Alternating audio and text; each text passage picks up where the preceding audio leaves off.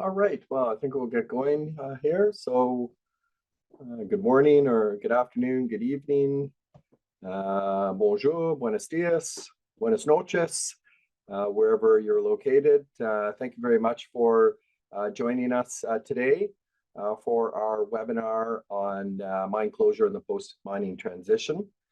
So we really appreciate the opportunity to highlight a couple of recent publications by the IGF on mine closure and the post-mining transition. So my name is Rob Stevens, and I'm a senior mine closure policy consultant for the IGF. And joining me is my colleague, Tekinbas, who is a senior policy advisor on gender equality for the IGF as well. And we're really pleased to have two accomplished guests that are joining us on the webinar. We have Bobbie Foote, who is the head of capability and learning at the BHP Operating System Center of Excellence in Brisbane. And Bjorn, a senior advisor for mine closure at Teck Resources in Vancouver and a globally recognized mine closure expert. So this webinar is available in English, French, and Spanish. The presenters will be speaking in English. So if you would like to have French or Spanish translation, please use the interpretation button that is at the bottom of your screen, and you can choose the appropriate language from there. The webinar will also be recorded, and you will receive a link to that recording in a few days from now. So you have the option to watch it again or to pass that on to some of your colleagues. So while we're just still waiting for a few people to join and to get the ball rolling, we wanted to have a few Menti questions to just learn a little bit about where you're from and some of the things that you think are important related to mine closure. So Ege is going to manage the Menti for me, so I'll turn it over to her to launch that now. Okay, yeah, and I would repeat for anybody who has had experience, please reach out to Ege because I know we're looking for case studies and examples that we can highlight in our work where people have implemented gender responsive actions, particularly related to mine closure. So just to give a little bit of an introduction to start. So for those who don't know us well, the IGF supports more than 80 member countries in advancing the sustainable management of mineral resources through capacity building, technical training, guidance documents, policy briefs, case studies, and events that highlight best practices, support peer learning, and overall engagement with the mining industry and civil society. So much of the IGF's work is guided by our mining policy framework, which has 6 pillars.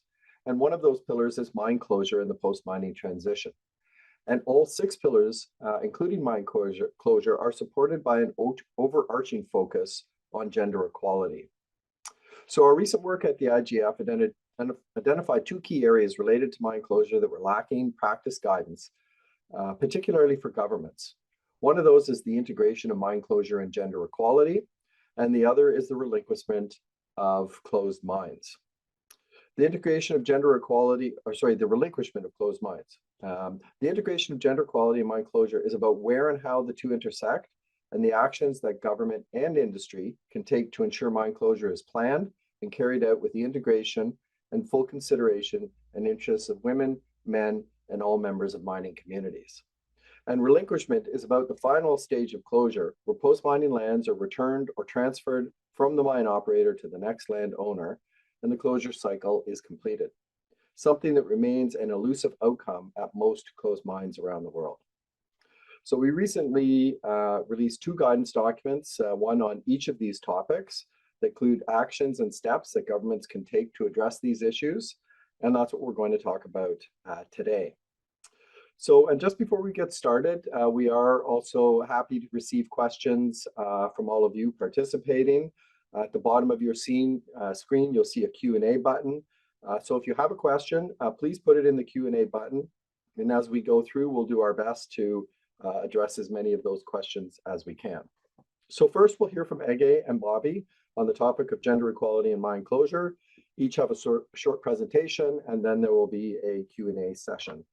So I'll turn it now over to Ege to get started with that. Thank you. Yeah, I think I was over eager to start and I started sharing my screen a little bit in advance, but I think it should be okay. No problem. Um, yeah, thank you everyone again for joining us today. Okay. As Rob mentioned, we are very proud because we released an important paper this year targeting particularly governments, but also providing insight to other stakeholders, talking about the intricate relationship between mine closure and gender equality. So we were trying to unveil the nuanced impacts of mine closure for women and other marginalized groups in mining communities. Um, and we also see this discussion in the backdrop, against the backdrop of energy transition, because with energy transition, with the increased demand for certain minerals, we are expecting to see some mining operations seizing out maybe faster than before. So mine closure and social impacts will be even more pronounced in future than ever before. And this is why we believe this is a very important timing to start talking about these issues with a more emphasis on social and gender equality context. Today, we'll be talking a little bit about why it's an important topic, and then we will also talk about the gendered impact of mine closure, how they're impacted by how women and other marginalized groups are impacted by mine closure operations, and we'll also talk about key strategies and recommendations for stakeholders. Let's start with a very, very quick snapshot of gender equality and mining governance. I think it goes without saying that we all know women often receive a very minimal share of benefits of the mining sector provides. However, they tend to shoulder the main burden of the negative impacts of mining operations that are environmental, social, economic, and cultural impacts mostly. As mostly women and mining communities, they shift from agriculture and subsistence-based economies to cash-based economies that changes the way of living in their surrounding environment. Also, increasing care responsibilities, increased prevalence of gender based violence in mining communities, food and water insecurity can be listed as the main negative consequences that women tend to deal with in the mining context. And we also talked about the positive impacts, and we said that women often get the minimal share of those. Um, well, we all know that the biggest contribution, the biggest positive impact of the mining sector is the lucrative business opportunities, the employment opportunities that the sector provides. However, as the idea of last year, we did a big research, Women and the Mine of the Future, where we try to see globally women's representation in the large scale mining sector. And the results showed us actually what we already knew. The global representation of women in the large scale mining sector sits around a 14%, a very minimal 14%, which ranges between 9% to 25% across different countries. So when we talk about the direct employment benefits within the mining sector, we can easily say that women definitely do not get equal share in terms of employment opportunities that the sector provides. And of course, a significant challenge lies in the fact that many countries lack mining laws that explicitly incorporate gender equality principles.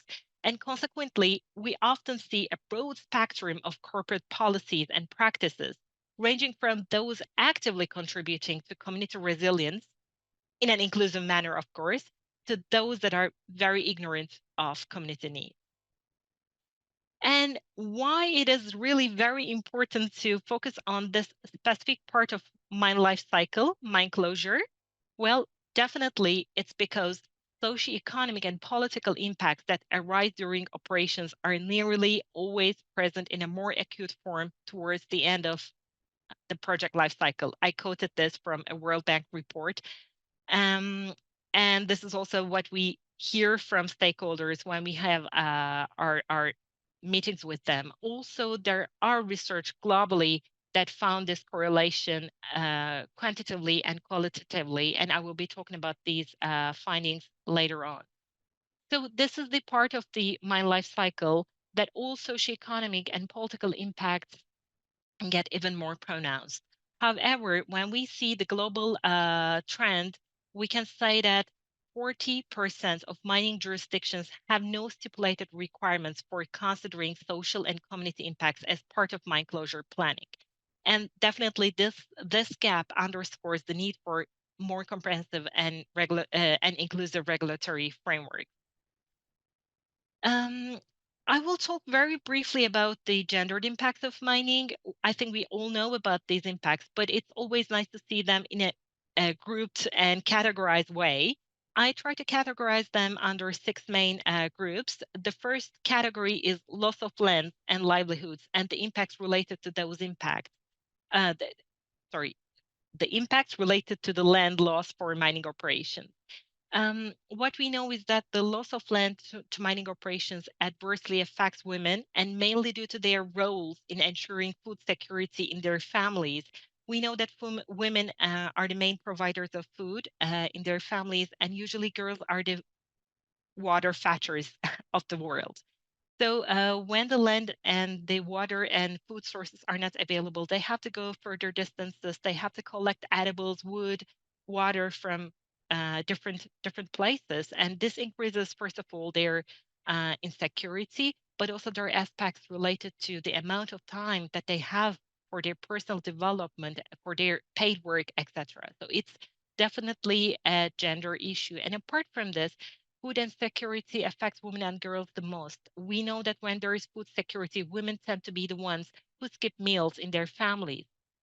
So when the land is lost for mining operations, if there is no proper plan to compensate for this impact, this will definitely have certain gendered impacts in terms of food security and unpaid work. Also, um, there is the issue of land tenure, global land tenure. We know that women do not hold land tenure globally as much as men do. And there are also some customary land usages which are not recognized by land tenure rights. And in that case, although women traditionally could access the land to do subsistence-based farming, when the land is lost and the compensation is paid, these compensations often bypass women.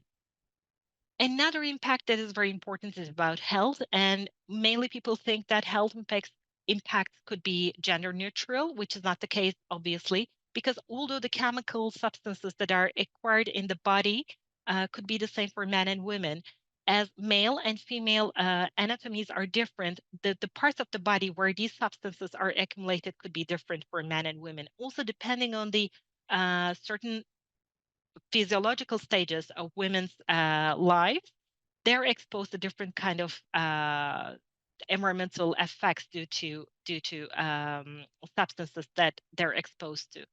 This includes, for example, pregnancy, puberty, or lactating mothers.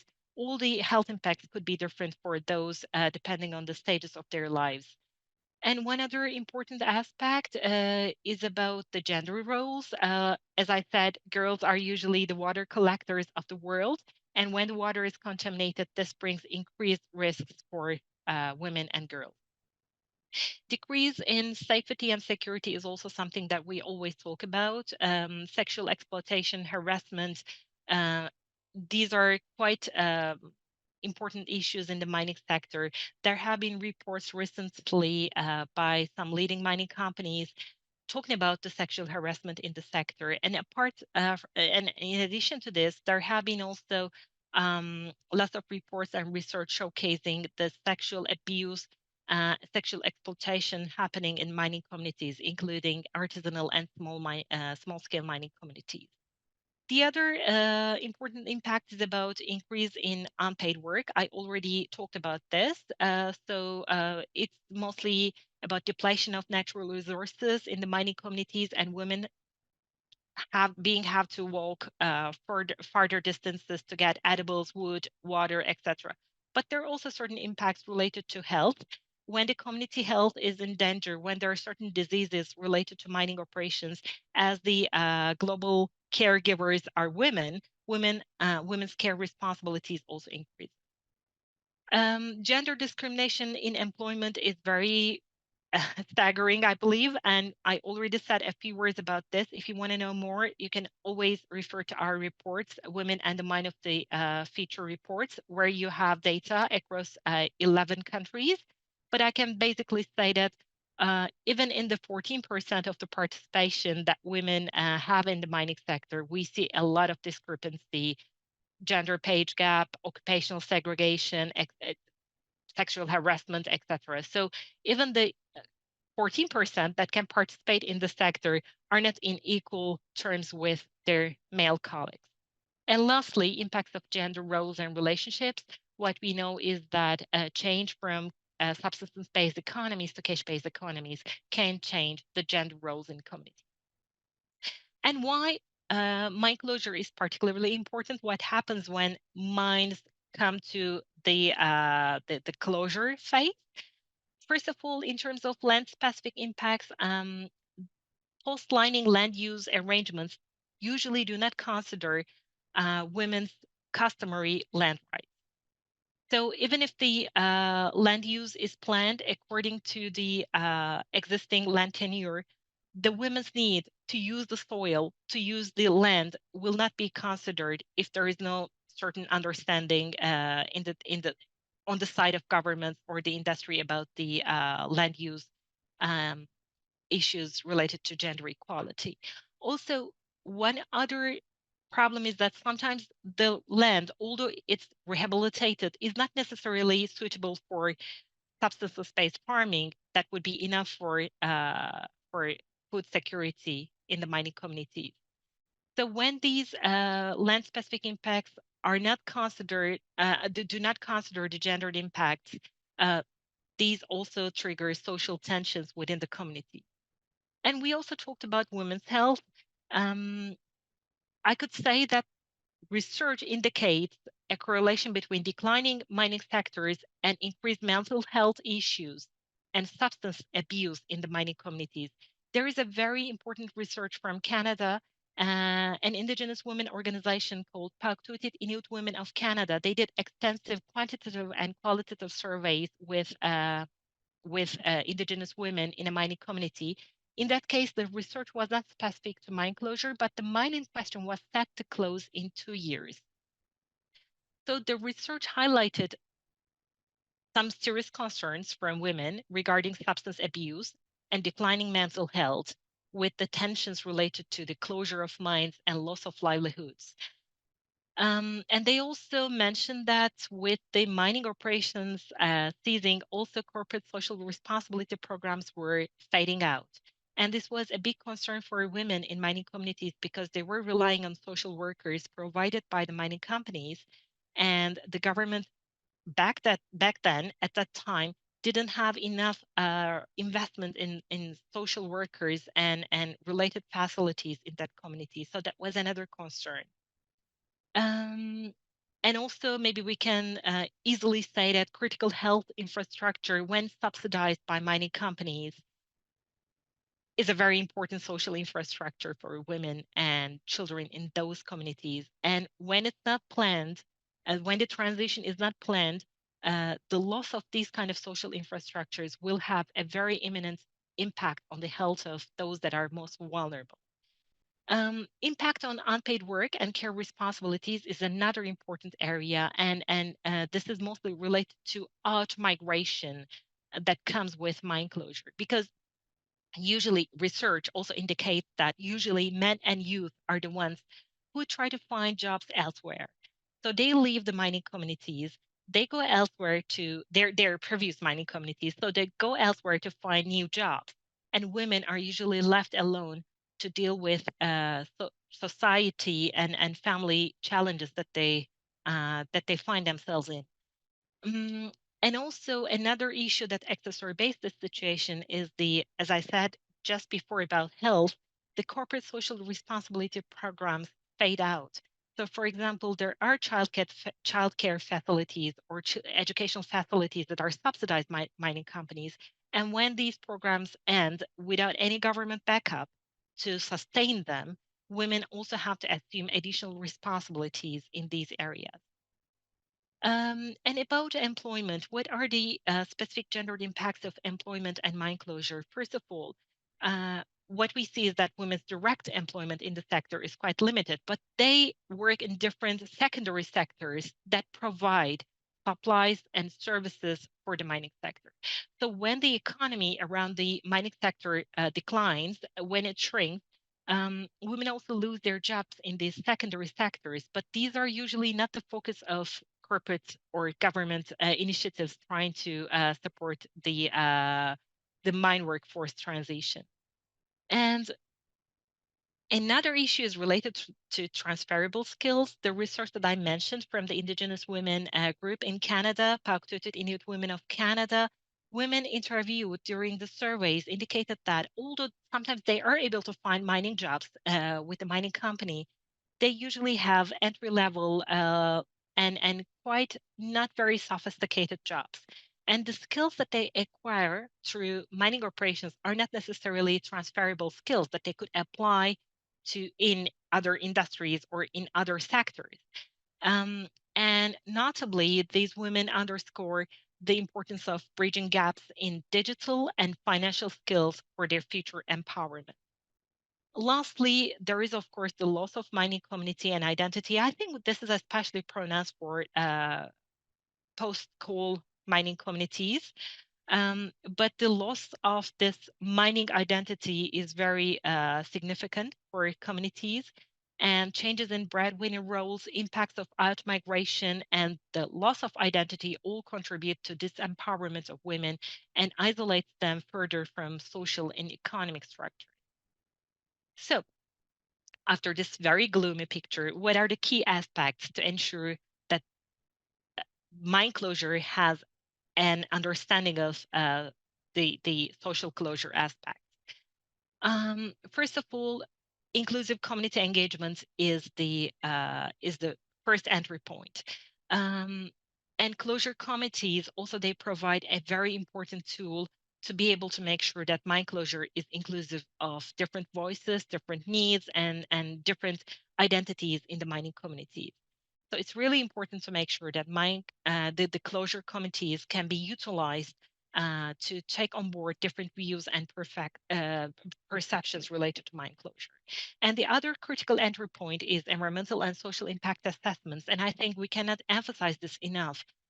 This is the first step of mining operations. It happens before the operations start.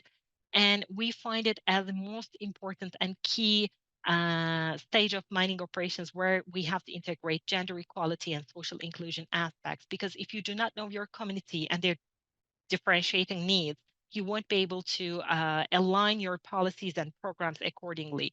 So the baseline exercise that is done during the environmental and social impact assessments is the crucial first step. Secondly, decisions on post-mining land uses are very important. As I said, these decisions usually do not see the customary land usage by women and other marginalized groups in the communities. And they do not necessarily think about the subsistence-based farming that would sustain the community's food security. So this is another important entry point in social closure.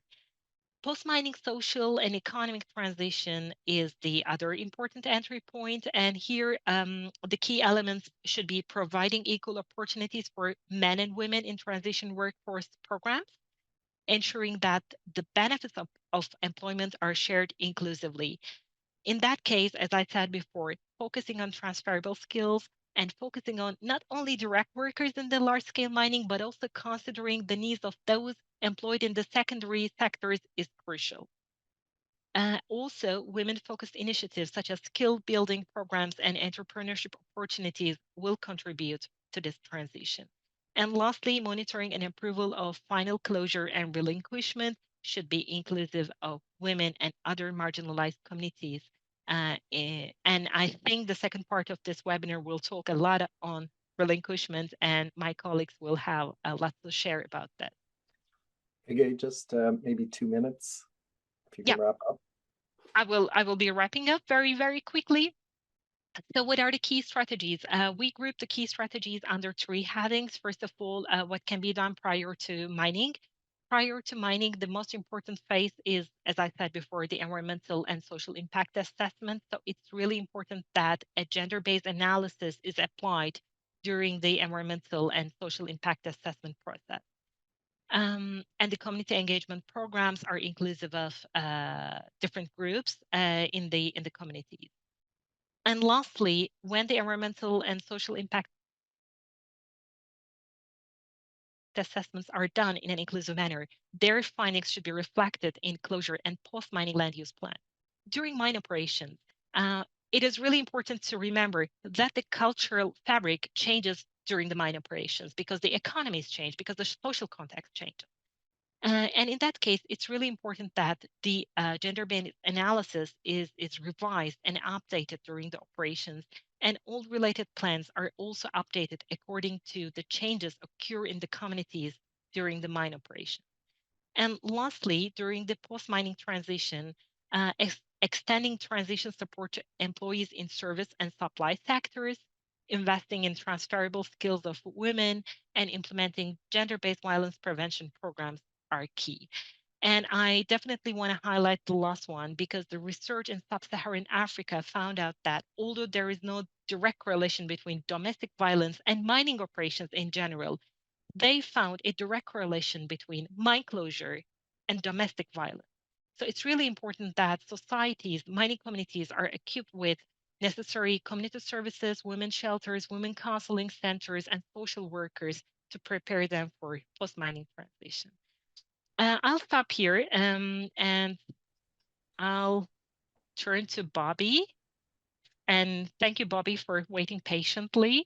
I would love to introduce my fellow panelist before giving the floor to her. And I believe her presentation will bring many important perspectives that I certainly missed in my presentation. Bobbie Food is a globally recognized leader in health, safety, and environment innovation within the mining industry. She represents BHP today. With a career spanning 2 decades, she brings a wealth of experience in leveraging data, science, technology, and leadership development. Bobbie is currently serves as the head of capability and learning at BHP's Operating Systems Center of Excellence, where she is focused on developing policies across BHP to drive improvement in sustainability, culture, and productivity. She also plays a pivotal role in various United Nations various United Nations initiatives, including United Nations Economic Commission for Europe committees. She chairs the Just Transition Task Force and serves as a director on the University of Queensland Sustainable Minerals Institute Advisory Board. Bobbie's unwavering commitment to the mining sector has earned her recognition, including being honored as one of the world's top 100 women in mining in 2020. Bobbie, thank you very much for joining us in this panel today. And I would like to give the floor to you. I know that you have a presentation and you will be sharing us the perspectives of BHP in terms of social closure. Thank you, Ege, for that lovely introduction. I believe David's bringing up the presentation. Thank you, David. Good morning, everyone. I'd like to begin by acknowledging the traditional custodians of the lands and waterways on which we're all located around the world and pay my respects to elders past and present. BHP is a global resources company with operations predominantly in Australia and the Americas, with primary commodities including copper, iron ore, coking coal, and nickel. We have more than 80,000 employees and contractors working across more than 30 operations globally. We've got a large presence in many regional communities and cities near our operation, which is important in the context of this presentation. As Ege spoke about, mine closure and transitions are an inevitable part of the mining life cycle. My presentation is going to focus on the social value approach to planning for closure and transitions and gender considerations in applying this approach, using examples primarily from large-scale mining in the Australian context. Next slide, please, David.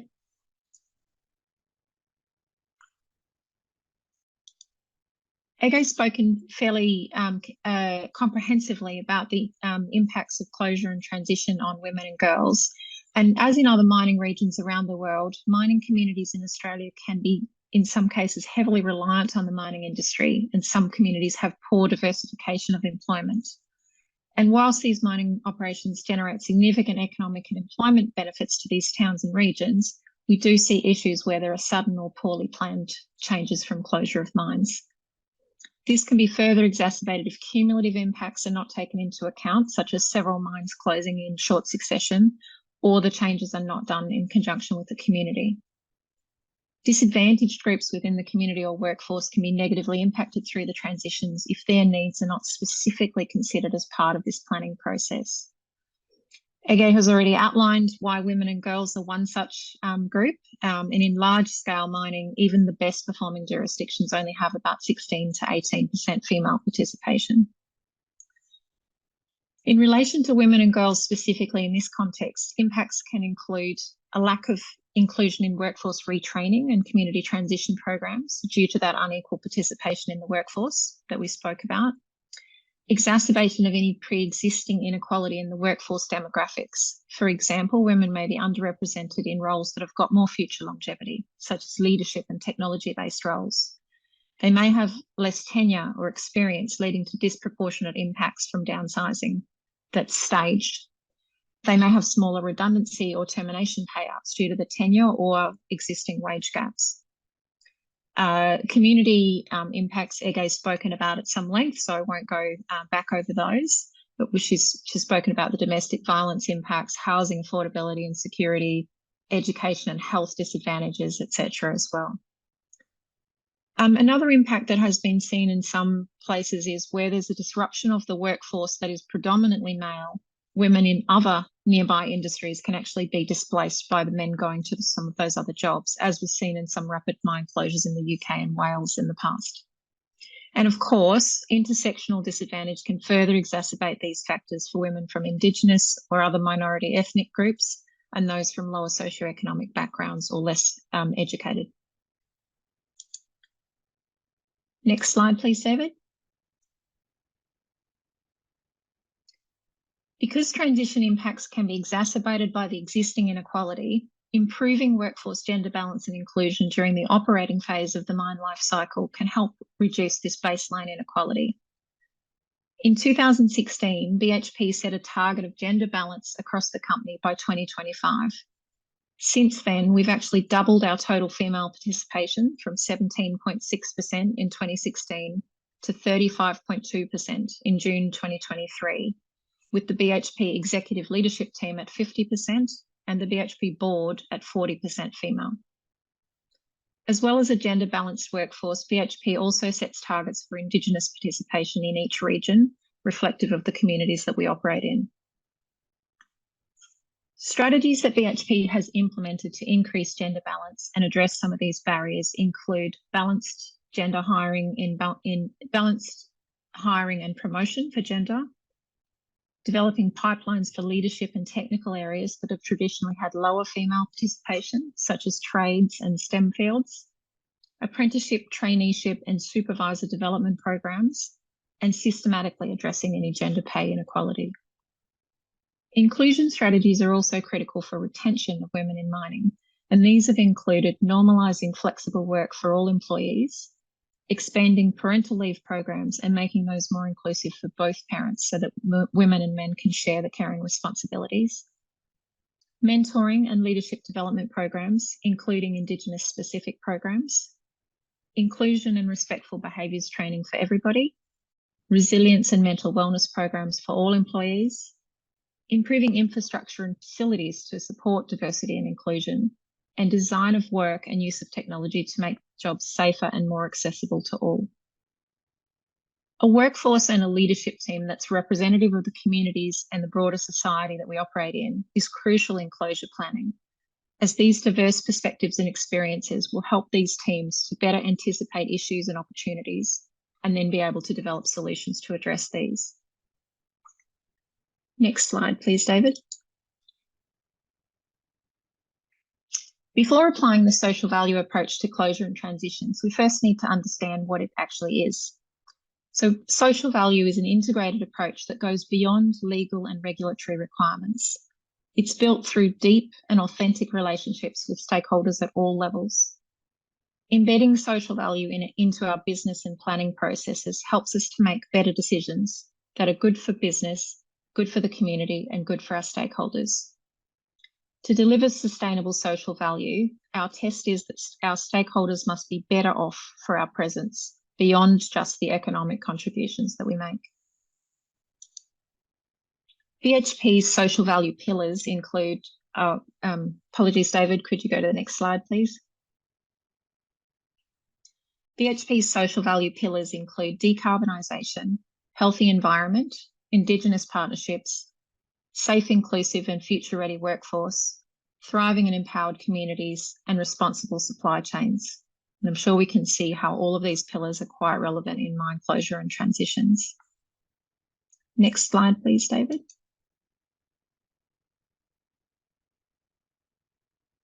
In any mine closure, it's important that the risks and opportunities of the transition are carefully considered and addressed. Closure planning is an essential part of mining, and good practice guidance highlights that the earlier in the mine life cycle this occurs, the more opportunity we have to do this in a thoughtful way that includes all key stakeholders.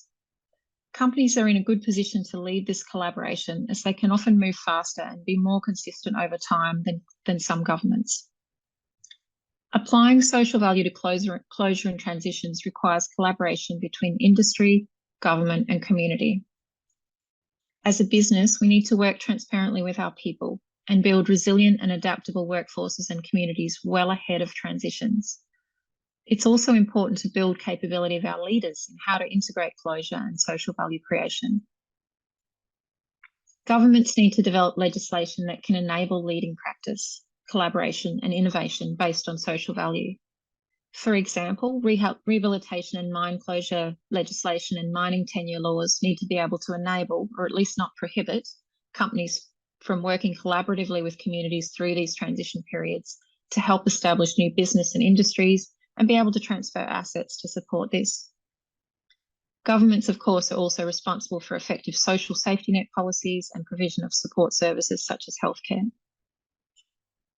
The needs and concerns of the community are paramount. The social value approach involves establishing community consultation groups and ensuring that these are representative of the community profile. For example, including women, Indigenous people, and youth, even if these people are not currently in power in official representative positions in the community. We need to ensure community investment decisions are aligned with long-term closure. For example, if we're providing infrastructure capital, need to consider what capability building is necessary so that you don't create dependence on the mine by providing services that can't be sustained post-closure. Key aspects of the approach to collaboration are, as I already said, to plan for closure early in the mine life cycle and then keep these plans live and updated through any changes. If we leave detailed closure planning too late in the mine's life cycle, it'll limit opportunities and increase costs at a time when resources and budgets may already be under pressure. We need to establish and maintain trust and transparency with the community through regular and open communication. Set a vision together and co-design the post-closure land use as much as possible, along with local and regional economic opportunities, not just jobs, but also entrepreneurship and other aspects like that. Ensure that the facilitation allows all voices to be heard and valued using culturally and psychologically safe approach. And apply innovative thinking and consider future opportunities. We need to not just restrict our thinking to a return to pre-mining conditions, but thinking about what the long-term future for that community might be. Next slide, please, David. Two examples of this collaboration in action are the Beenup mineral sands mine and an inactive iron ore mine in the Pilbara region of Western Australia. In the interest of time, I won't cover these in detail, but I want to highlight some of the opportunities these have had in common. Firstly, collaboration through community engagement in determining what the post-mining land use will be. Governance and transparency by building trust and sharing information and establishing inclusive and collaborative governance processes ongoing with the communities. Achieving environmental outcomes, including rehabilitation and managing biodiversity impacts, including endangered species, and ecological research so that other rehabilitation projects can learn from what's happening. Social and community outcomes, including education, ecotourism, repurposing land and infrastructure facilities for alternative industries and employment, and providing natural and culturally appropriate environments for communities to enjoy. A future focus throughout it, using innovation and flexibility to adapt to future needs and changes, including throughout the project. I've included a link to a video relating to the Beenup mineral sands closure in the references at the end of my presentation, and I hope that you'll take a look at that because it includes an overview of the journey this transformation took and gives first-hand accounts from some of the community consultation group members about how they found the collaboration process. Do we have an audio issue? I see something in the chat. We're okay? It sounds good on my end. Okay, great. Thank you. Next slide, please, David. I want to touch on this one, even though it's not a closure example, because the social value approach can help prepare our workforces and communities for other kinds of transitions, not just actual closure. To assist with transition planning for the fourth industrial revolution, BMA established a community consultation groups called the Smart Transformation Advisory Council and a Youth Advisory Council, which was actually made up of high school students in the local area. In developing the plan, they undertook a facilitated process of firstly a current state analysis, then looked at exploration of impacts and opportunities, including a readiness assessment for the change, and a development of a strategy and prioritised plan for the smart transformation. That was done with that consultative group that was made up of industry representatives, local government representatives, and community members.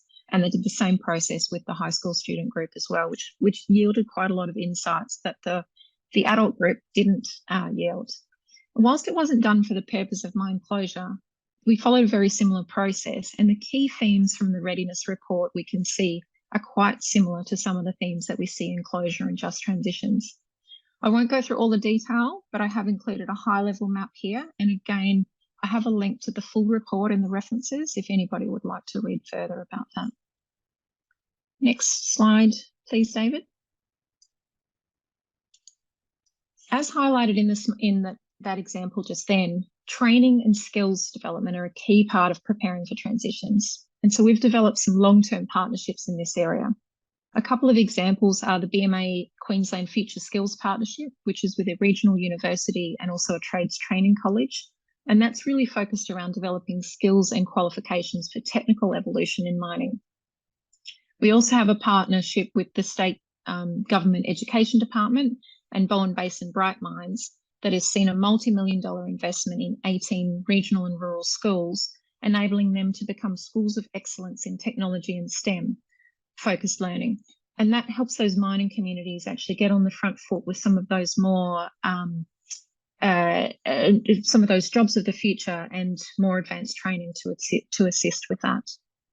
On the other side of Australia, the Banjima Land Rehabilitation Partnership is involving Indigenous traditional owner groups directly in the rehabilitation and restoration of the mine. This is not only via collaboration on closure plans, but also training and employment to deliver the physical rehabilitation work. So far, we've had 20 trainees enrol in the program, and 6 of those have already transitioned to full employment and attained a Certificate 2 in Conservation and Ecosystems Management. Next slide, please, David. In conclusion, as an industry, we're not new to managing transitions, including really complex changes like mine closure. The social value approach is a good framework to help plan for closure and transitions, given the key principles of inclusion, building resilience and capability and change preparedness, trust and transparency, collaboration and co-design, and future-focused innovation. We need to consider existing structural inequalities in this work and seek to address these through the process rather than exacerbate or further entrench them. We need to apply innovative thinking to build long-term social value into the future as we plan for closure and transitions in a way that empowers everybody in the community, including women and girls. Thank you. Thank you very much for this, Bobbie. Considering the time, I'll try to merge my questions with the questions from the floor. Your presentation definitely aligns with some of the research that we try to highlight For example, the concerns that had been raised by Indigenous women or women living in remote communities about transferable skills and not being able to find jobs when the mine closes. So I wonder, what recommendations do you have to ensure that mining companies and governments invest in transferable and cross-sectorial skills for women and youth so that we can foster the creation of resilient mining communities? And I think this question also relates to one of the questions in the chat about what would be an appropriate approach to ensure gender responsive strategies when culturally the targeted community has not yet integrated into its functionality in this aspect, the question says. And I think this relates back to some certain challenges by Indigenous groups and remote communities. So yeah, please. That's quite a big question, but I'll try to give a short summary. I think we need to be looking at future skills as well as current skills. So sometimes we have entry pathways that might help people who haven't really been in the workforce so much before or are just starting out in that sort of space. And so the traineeships might be focused around lower skilled jobs to start with. But we need to map the pathway from there so that once people have got some of those work skills and they've got some of that training, we can then have a look at what are the pathways within role to look at multi-skilling, for example, into the jobs that will be around for longer. It's because it isn't just mine closure. We also have things like autonomy in large-scale mines. So if you train everybody to be a truck driver and then you have autonomous haulage come in and you don't have truck driving jobs anymore, you need to help those people gain skills in coding and field building and so forth so that they can transition to the jobs that will be around for autonomous haulage. So you need to look at the whole pipeline as well. So that's why we're working with schools so that people actually coming through can see these jobs for themselves as well, not just the same roles that their father and grandfather had, for example. That within the schools, it's very much gender balanced in how it's spoken about, and that boys and girls both are getting some of those opportunities. Then you can have pathways through local and regional trades training colleges and universities so that people don't need to leave their region, and then you get that out migration effect where people don't actually come back. We need to make sure that the teachers and so forth that are working in those areas actually understand some of those skills and are helping the children and the young adults train towards that. And then we need pathways within work as well. So this might be people who've been working in the industry for many years that maybe didn't imagine different roles, and talking to them about what kinds of other skills they might like to develop and how do we go about that as well. Wonderful. Just being mindful of time, I think we have time left for one last question. And I want to ask this question around your global expertise because I think it's really valuable. We saw that there are lots of international organizations tuning in to this webinar. So I want to ask you, as someone involved with the United Nations expert group on coal mine methane, I would like to understand, how do you see that achieving a just, fair, and equitable transition can be possible? And what are the global approaches around mine closure and social inclusion, providing examples that we can learn from and potentially adapt to certain contexts and different scales? I know it's another big question, but maybe if you could just give us some highlights about the global trends around mine closure in the UN. Sure, thank you, Ege. Yes, it's a huge question. As mentioned in the introduction, I chair a task force that's part of the coal mine methane group of experts, coal mine methane and just transition. And as part of that task force, we have folks from all around the world, and anybody can actually get involved in that if you have an interest or some expertise that you would like to share as well. At the moment, we are gathering information from the available literature, looking at case studies, etc., across all of the different aspects of just transition. What we're finding so far is that sometimes it can be difficult to find written examples that cover all aspects of a just transition. So in particular, there might be a project that is specifically focused around the workforce transition and working with unions. There might be another that's focused on social or cultural and identity aspects. Others, plenty that are focused around the environmental impacts. And so what we're actually doing as part of that review is pulling all of those together, and doesn't have to be a published study. It might be videos or other examples that people are aware of.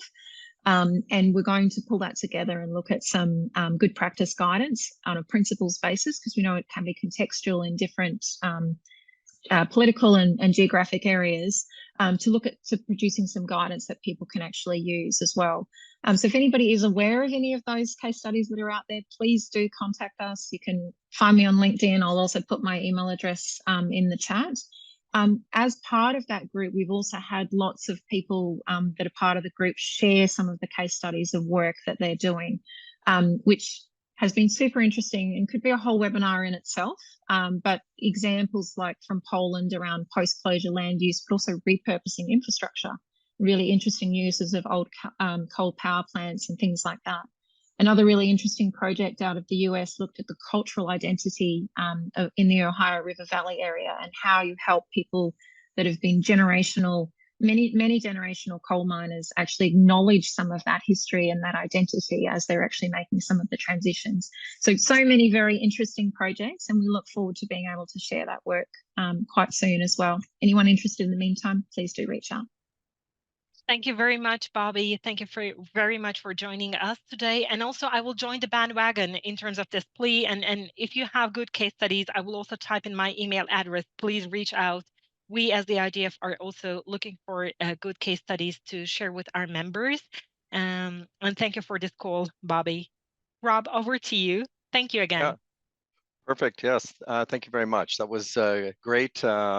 And I like the mix of ideas and thoughts around addressing the issue of gender equality and mine closure. And I just might note there was a question, a last question here that popped up about now that some of these gaps have been identified, what regulatory frameworks could be considered. And I encourage people to take a look at the publication. There are a number of actions in there that we recommend for governments around policy elements and actions that can be taken to address this. So I think there's a number of different ideas within the publication that you can look at. All right, so now we're going to switch over to the relinquishment side of the webinar.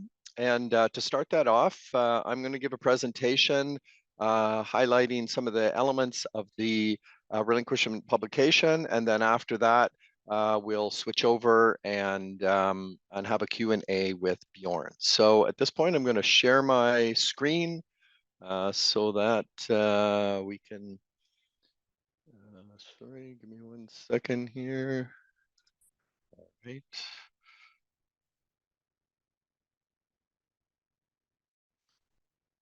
All right, so yes, the topic: relinquishment of closed mine sites, policy steps for governments. And on the left side here, you'll see this is a screen capture of the front cover of the publication. So that's what it looks like, and you can find that on the IGF website. In terms of an overview, so what will I talk about over the next few minutes? So what is relinquishment and why is it important? A little bit of information about the global status of relinquishment, some key considerations to achieving relinquishment, and then policy steps for governments. So what is relinquishment? So relinquishment, just to minimize something there. Relinquishment is defined in our paper as the legal transfer of the responsibility for a closed mine site from the mine operator to government or the next landowner after all closure commitments have been fulfilled and approved by the regulator. So there's three main aspects to this definition. The first is it's the legal transfer of mineral and land tenures. The second is that the transfer of the site is to a clearly defined next landowner who will take over responsibility for that site, including residual risks and liabilities. And I underlined residual risks, and we'll come back to that in a moment. And the transfer occurs only after the mine operator has completed all closure activities and met completion criteria as defined in an approved closure plan, and where ideally funding is in place for monitoring and to manage residual risk. And really, just as the statement I put at the bottom, it's an important step to achieve full closure of a mine. It's kind of that last step in closure, and so that alone, I think, makes it an important piece to achieve that full closure of a mine. So I mentioned residual risk, and I think this is one of the key challenging aspects of relinquishment, because residual risk is the risk or liability that remains after closure activities have been completed. And we think of it in two parts. The first is monitoring and maintenance to ensure completed closure work meets objectives, so that even after relinquishment, there should be ongoing monitoring activities such as water monitoring or geotechnical stability monitoring, and maintenance of equipment, management of invasive weeds or potentially small erosional features. So those are sort of known risks that continue to need some level of management after relinquishment. The second and more challenging part of that are future risks that were unknown at the time of closure and were identified through monitoring or an unexpected event, such as a flooding event that impacted the closed mine site, or potentially where closure work did not perform as expected. And that was identified through monitoring, and that might include something like the failure of a reclaimed waste rock pile. So why would relinquishment be important?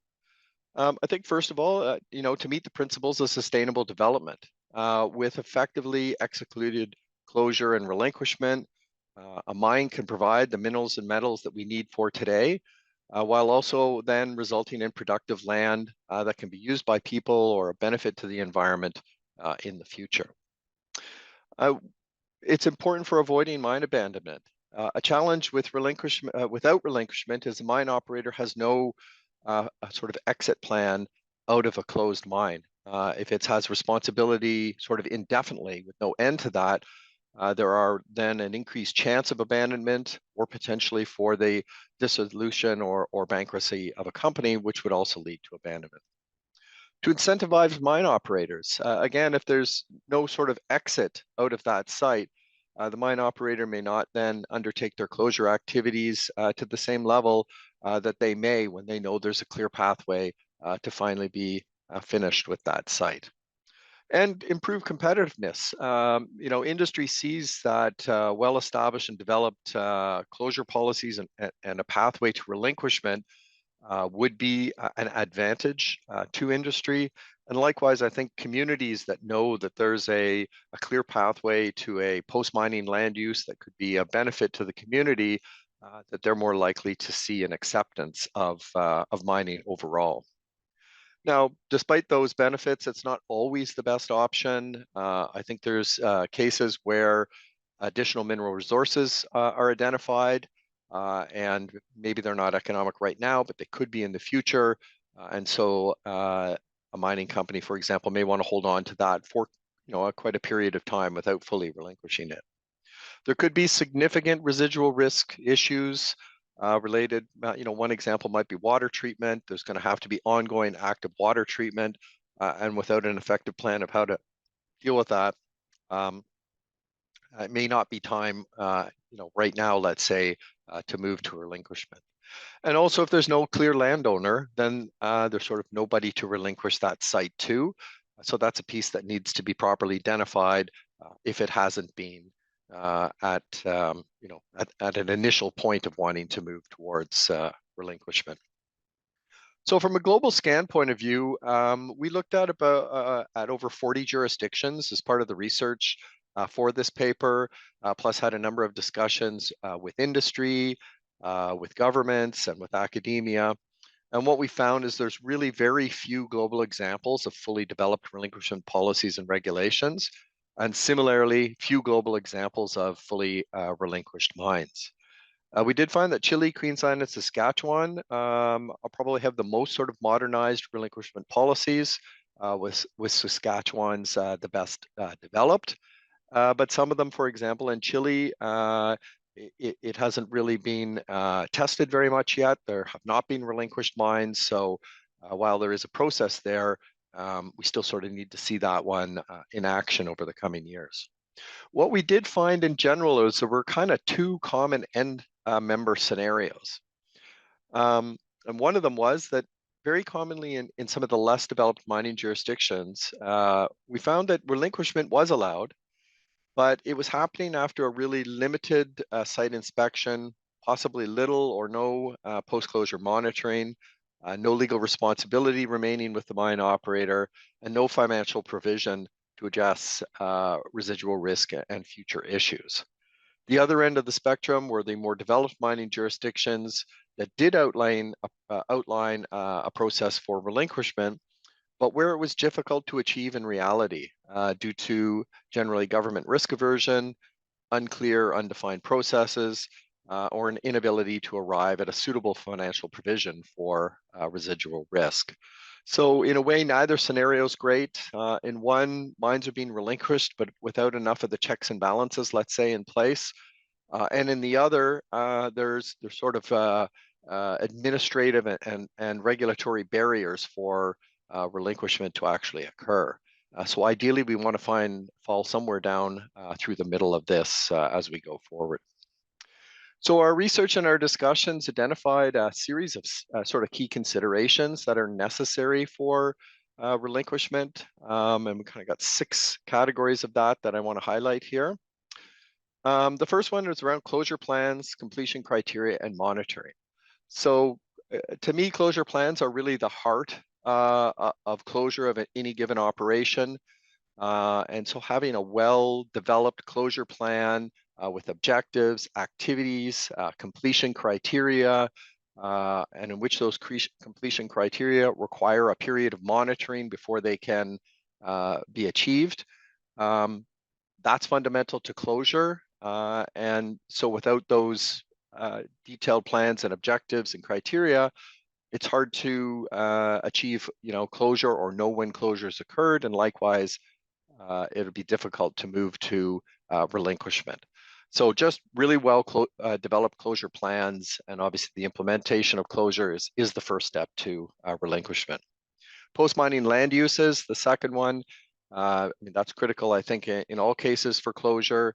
But when it comes to relinquishment, one of the things that came out of this was that to consider revenue generating activities that can reduce risk and cover the costs of monitoring and maintenance. So for example, even water, if water is being treated, there could be value to that water. It's possible that waste rock could have value as an aggregate. Maybe parts of the site could be leased to small scale miners, and there may be some revenue opportunities in those post-mining land uses that can help to pay for things like monitoring and maintenance. Risk acceptance and management, that really came out in a lot of the discussions as one of the real challenges. And I think what's important to recognize here is there will always be some risk. A closed mine is never risk-free, but it's a matter of having an effective closure plan, choosing the right end land uses, doing risk assessments so that the risk can be reduced to a level at which it can be accepted by regulators, by communities, and the mining company itself. And that leads right into residual risk and post-closure funds. One of the ways of reducing risk and having greater acceptance towards relinquishment is that there are funds available to address issues after relinquishment. So a key one is monitoring and maintenance costs. Those can be estimated based on actual costs that were occurred, prior to closure. Then the costs for unforeseen events, issues that might arise that weren't identified at closure. Those are obviously much harder to estimate, and there's no sort of well-established mechanism for that at the moment. What Saskatchewan does is you have to get a clear estimate for monitoring maintenance costs, and then they provide or put a premium of 10 to 20% of those monitoring maintenance costs as an additional funding that's required to address these unforeseen events. So that's one approach that's taken. And then you need to establish a funding mechanism that is non-refundable. The mining company will be gone, so the funds will not be refunded. That they're sufficient for extended timelines, potentially decades, and that they're securely managed. So those funds are available as needed, potentially well into the future. In terms of a legal process for relinquishment, Some jurisdictions, outline in their policies or Mines Act, for example, that relinquishment is achievable or viable, but there's no process on how that can occur. And so it makes it difficult, again, to implement because there is actually no legal process around that. And it's also worth recognizing that there could be legal limitations through the legal framework. For example, in Canada, a mine operator can really never be fully extinguished of some of their liabilities at the site, even after relinquishment. So that needs to be recognized and factored into the processes. And then coordination between different regulatory authorities and I think also communities. What we have found is that often, if closure and towards relinquishment is really managed by the mines ministry, other ministries may not have been involved. And there may be water authorities or land use authorities that also need to be extinguished. So it's important to coordinate with those ministries. And likewise, after relinquishment, ministries such as agriculture or maybe natural resources may have responsibility for the site, as well as community. So they all need to be part of those discussions as well. So they're ready and prepared and willing to accept whatever responsibilities will come at closure. So getting to our policy steps for governments, we've identified sort of a 6-step pathway towards achieving relinquishment. And I'm going to go through those in the next couple of slides here. So I won't highlight them now. We'll do that as we go through. So the first step is requiring a comprehensive closure plan. If you're those in attendance that are with government and are thinking, oh, how are we going to get to relinquishment? We have a number of other things to do with closure. Well, the first step to getting there is having requirements for good closure plans with well-defined objectives and activities and completion criteria and monitoring that goes to criteria rather than a specific time frame. So having a good closure framework, that's the first step. Then we feel that in order to approve that final closure is completing an independent inspection. That really gives the confidence if independent expertise is brought forward to approve the closure according to the closure plan.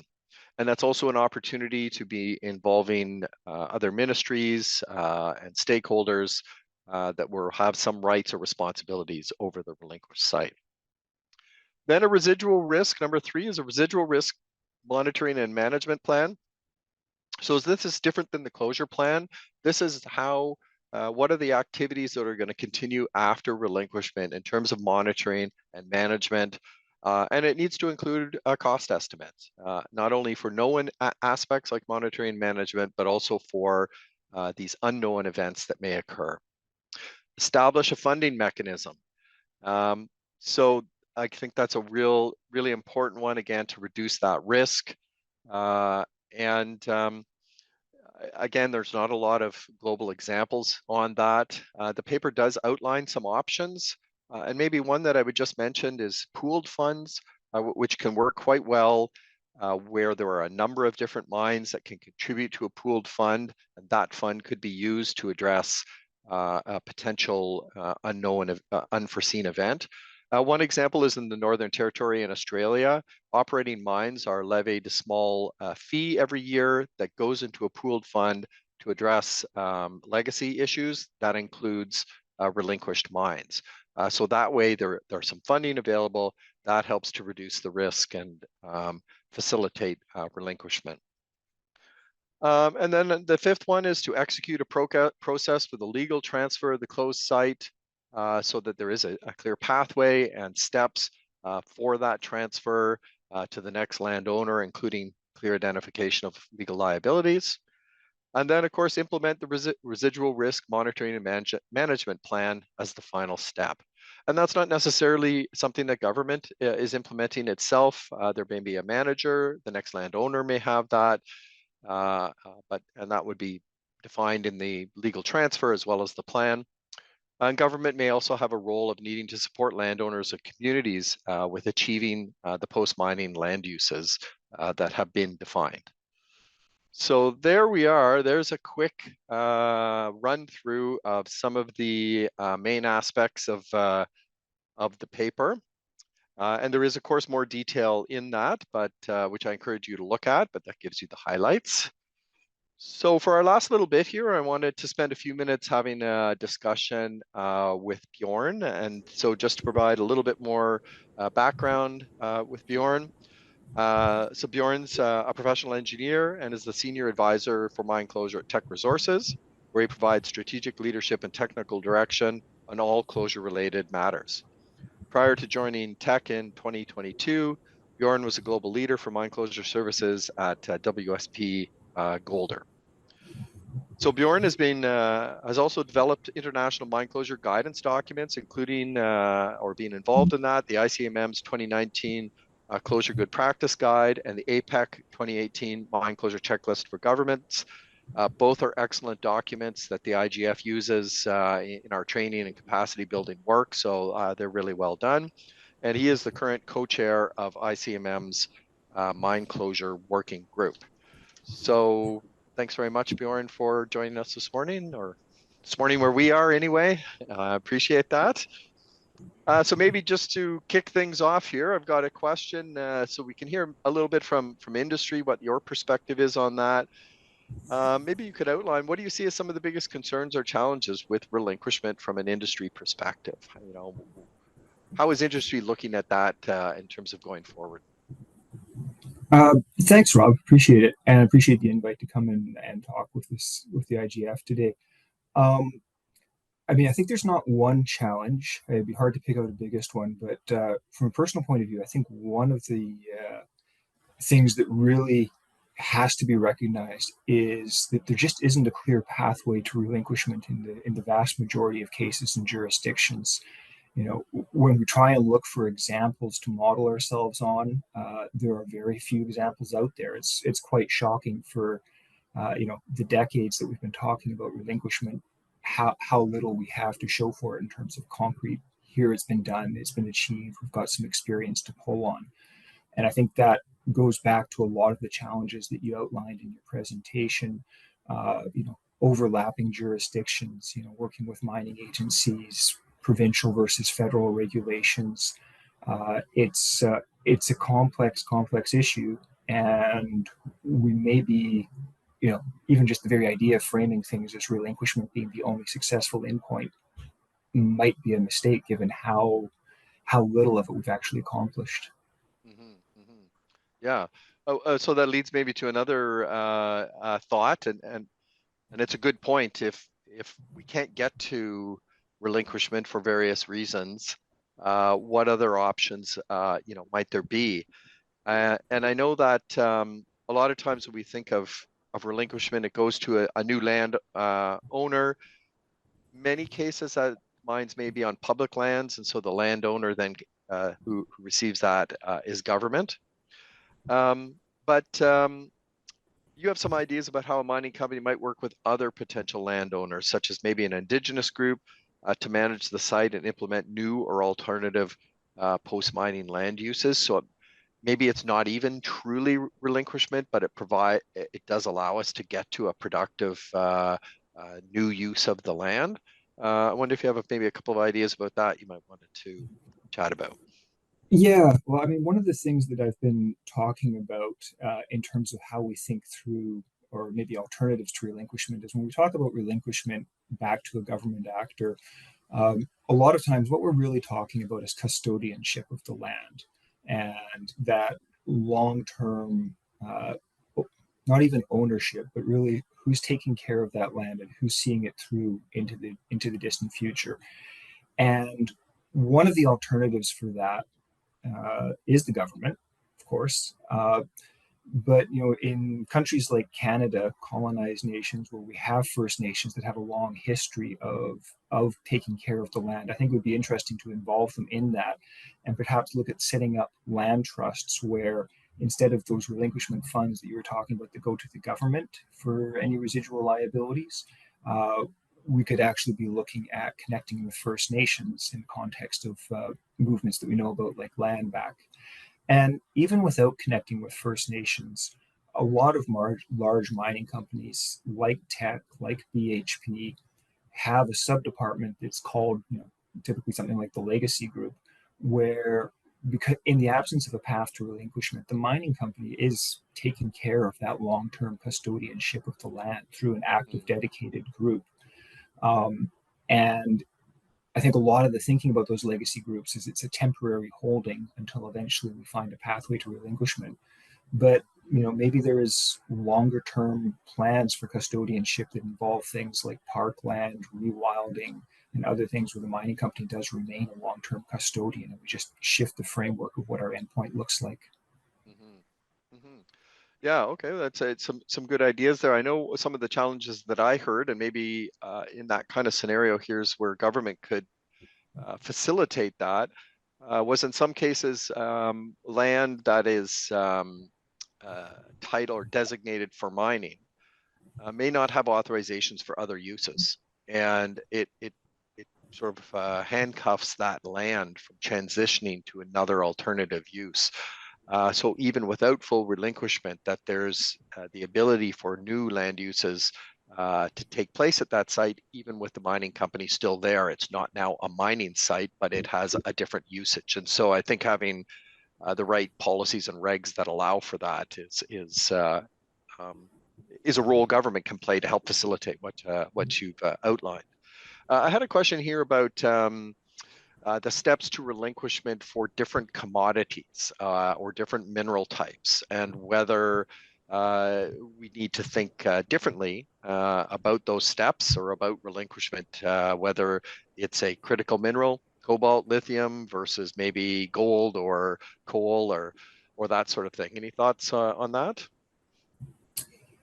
Well, I think that stepping back from just specifically relinquishment, I think there's a lot of room to be thinking about policy differences for different types of minerals.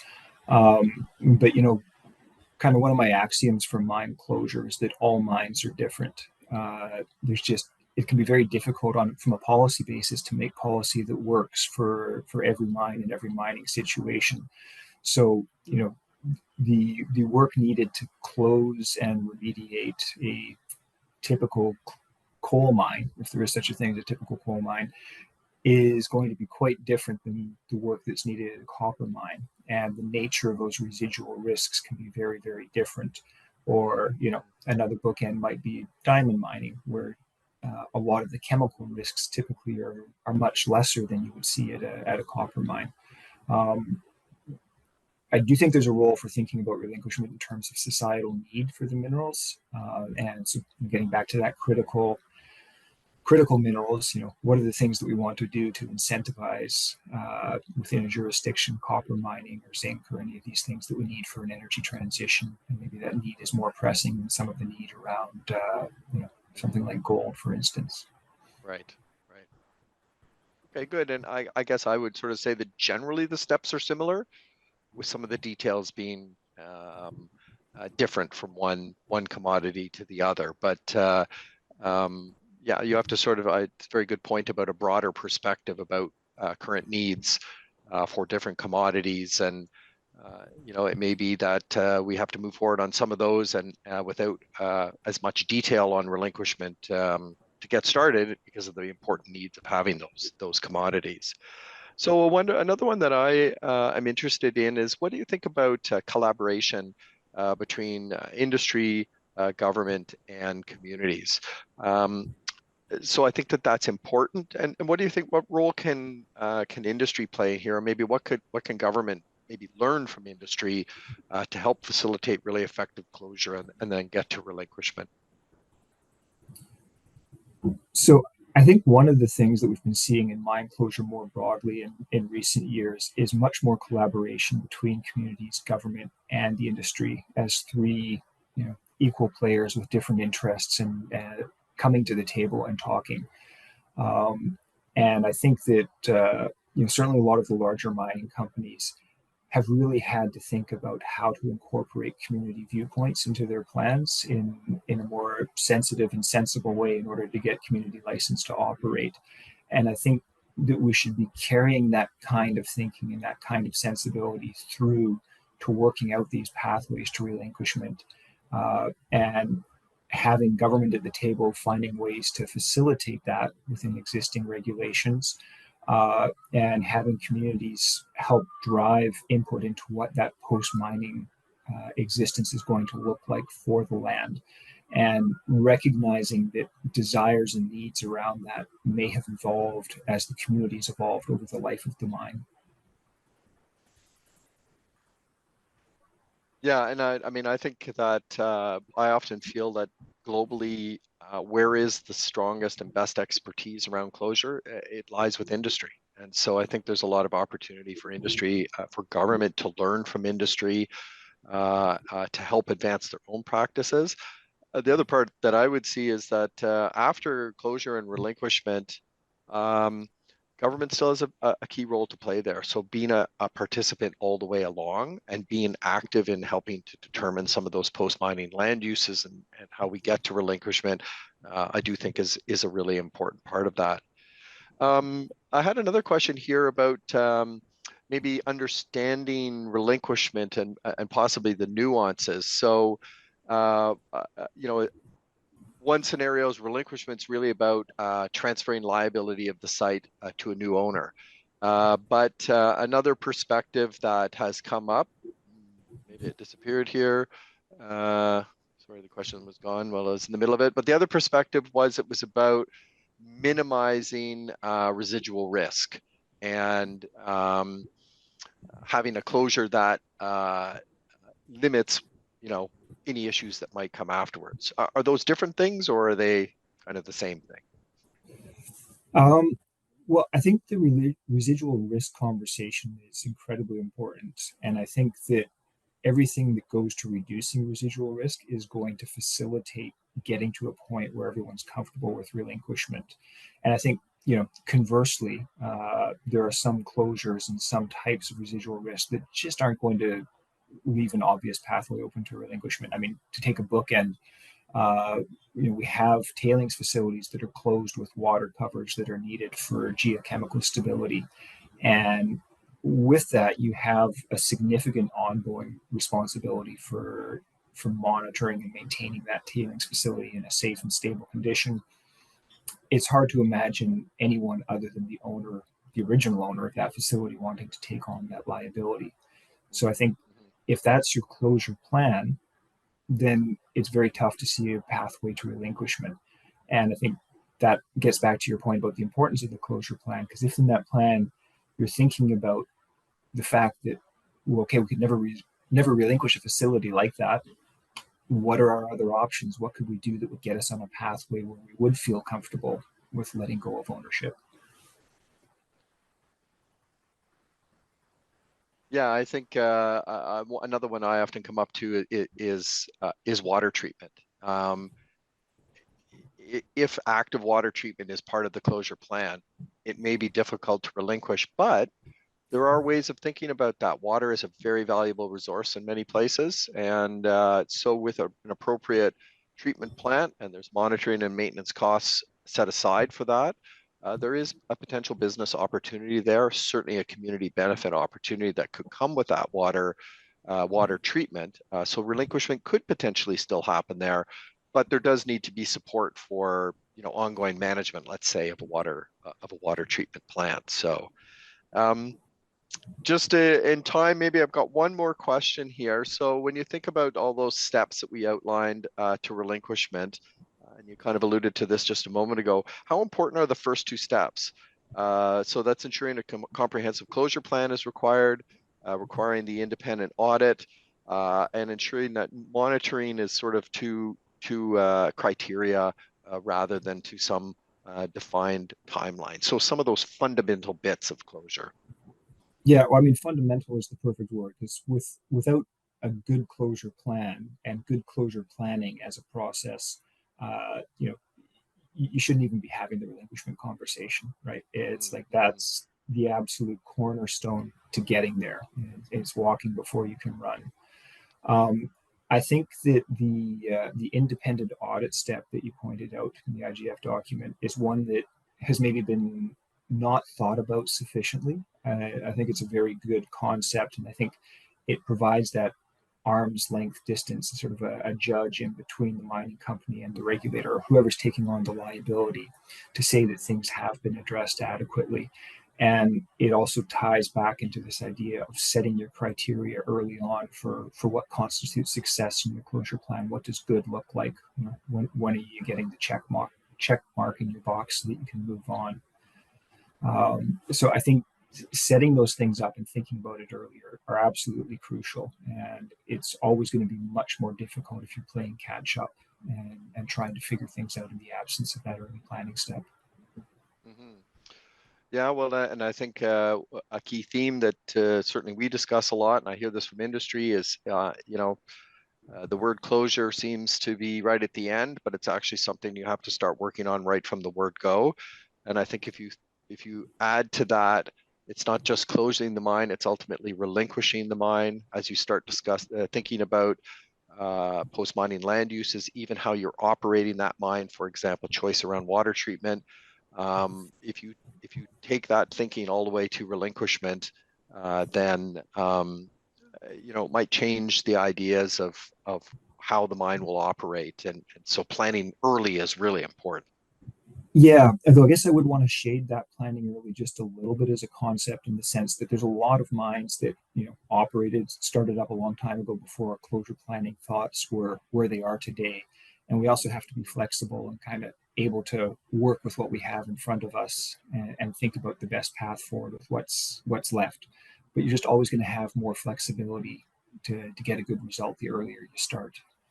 Yeah, very good point. Especially for long-lived mines, the socioeconomic and environmental framework around that mine could change significantly over that life of that mine. So yeah, and I think even if you're coming in and dealing with an abandoned mine, for example, as a government or as a mining company that's taken on a responsibility, it's kind of the worst scenario, but you can still be thoughtful about where you want to get to at the end of your remediation plan. mm-hmm, mm-hmm. Yeah, and part of the reason I wanted to ask that question and highlight it maybe as a kind of a wrap-up statement here is that I know for some governments they're going to look at those steps and say, oh, that's a lot of things we've got to put in place. There's these unknowns about residual risk for an unknown event. There's challenges with what is the funding mechanism and who's going to hold it and manage that. So there definitely are some challenges with relinquishment. As you said, if it wasn't that hard, we would have already figured it out. But I would emphasize that there's a lot of good things that can be done to get towards that pathway. Having a really well-defined closure plan, so you know what closure looks like, you have criteria to define and understand when closure has occurred. Those are key steps towards relinquishment. And so even if relinquishment is still a few steps down the road to work on, I think there's a lot that governments can do in those first 2 or 3 steps that we've outlined to really advance closure and help facilitate ultimately the relinquishment of a mine site.